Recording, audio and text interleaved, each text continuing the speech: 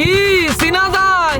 আরে তোমাকারে রায়না আপা, তোমাকারে রায়না আপার নাকি বয়সী হয় নাই, কিন্তু চারিতরে তো হুকা বেড়াবে ঠিকই পারে।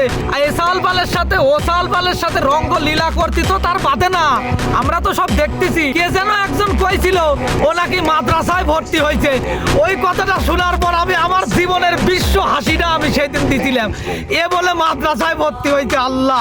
এই কথাটা শোনার পর ও সব সময় গুটি মুটি না খালি ওর মাথার চাঁদি মাতি নষ্ট হয়ে যায়, ওর মাথা আর কাজই করে না।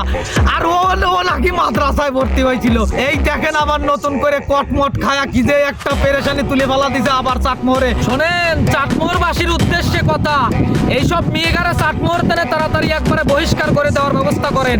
আর যেসব সাওয়াল পাল এসবের সাথে জড়িত তাগারেও কিন্তু বাদ দেওয়া যাবে না দাদা, কথাটা কিন্তু মাথায় রাখা লাগবে। আমরা কিন্তু সব সময় দেখতে চাই চাটমোহর একটা ভালোবাসার শহর, বোঝেন নাই? হ্যাঁ, কোনো থিওরি চলবে না, কোনো পেরেশানি চলবে না, একবারে প্লেন স্টিল ফট্টাস দিয়ে দেন, বোঝেন নাই? এগারে একবারে নেটওয়ার্কের বাইরে ফেলা দেন, চাটমোহরে এদের কোনো জায়গা হবে না। হ্যাঁ।